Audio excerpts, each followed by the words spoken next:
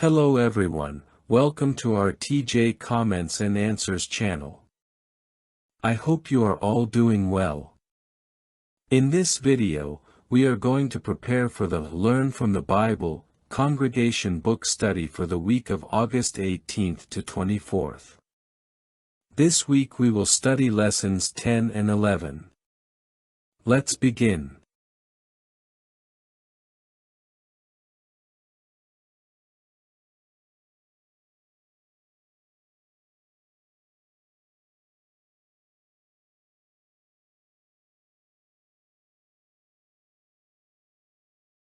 Lesson 10, Remember Lot's Wife.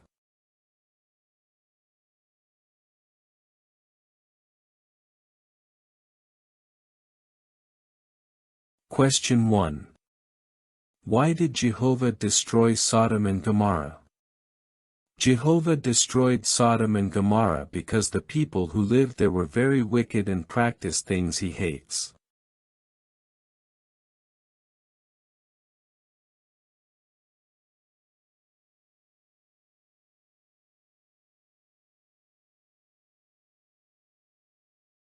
Additional comments. Genesis 13. 13 indicates that the inhabitants of Sodom were extremely wicked. This teaches us that when wickedness reaches a very high level, Jehovah acts to protect the righteous and cleanse the earth of so much injustice. 2 Peter 2. 6 says that Jehovah turned those cities into an example to warn us of the outcome of a life contrary to his standards. This helps us understand that his judgment is always just and has a purpose. Luke 17:29 shows that the destruction came suddenly. This reminds us that we must always be spiritually prepared, because Jehovah's warnings are fulfilled without delay when the time comes.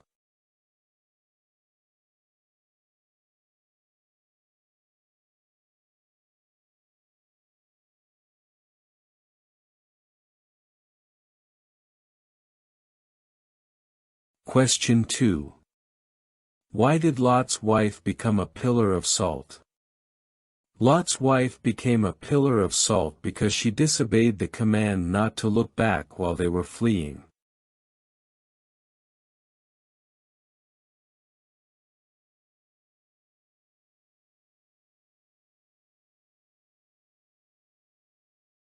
Additional comments. Genesis 19:17 makes it clear that Jehovah gave a direct instruction, do not look back. Her disobedience shows that it is not enough to physically get out of danger, we must also turn our hearts away from what God disapproves of. Luke 17:32 says, Remember Lot's wife, highlighting that looking back revealed her attachment to her previous life. This teaches us to watch our desires so that they do not prevent us from fully obeying. 2 Peter 2:9 shows that Jehovah knows how to protect the loyal, which implies that if she had obeyed, she would also have been saved. Her end is a reminder that total obedience brings life.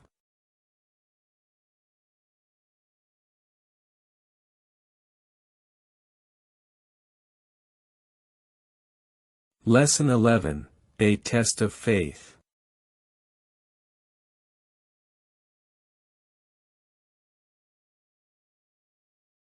Question 1.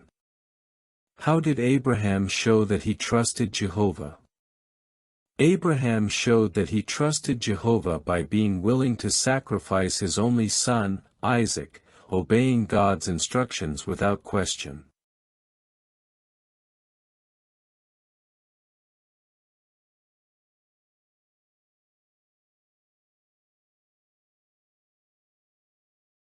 Additional comments.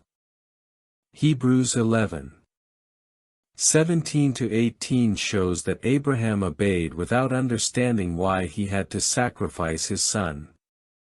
This teaches us that true faith does not always understand everything, but trusts that Jehovah knows what is best and acts with justice and love. James 2:21 says that faith is demonstrated by actions. Abraham's willingness to sacrifice Isaac teaches us that trusting God is not just about speaking of faith but about doing what he asks, even when it is difficult or seems incomprehensible. Genesis 22:8 indicates that Abraham believed Jehovah would provide the sacrifice. This reminds us that trusting God means relying on Him completely and believing that He will always find a way to accomplish His purpose.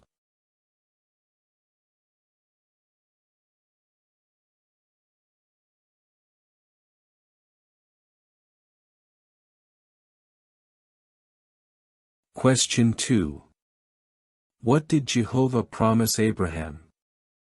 Jehovah promised Abraham that he would bless him and that he would have a great offspring, through whom blessings would come to many people.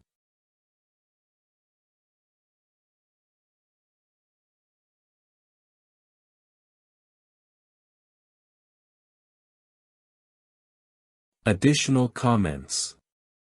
Genesis 22:17-18 emphasizes that Jehovah promised Abraham a great offspring. This teaches us that obedience brings lasting rewards, and that God's blessings not only benefit the one who obeys but also others through his family or influence. Hebrews 11:19 shows that the promise included future salvation for many people. Abraham's obedience and faith were part of Jehovah's greater plan to bless all humanity. John 3:16 connects the promise with the sending of Jesus, showing that Abraham's faithfulness is related to the eternal life God offers to all who trust in Him. This reminds us that Jehovah's promises are certain and reach far beyond what we can imagine.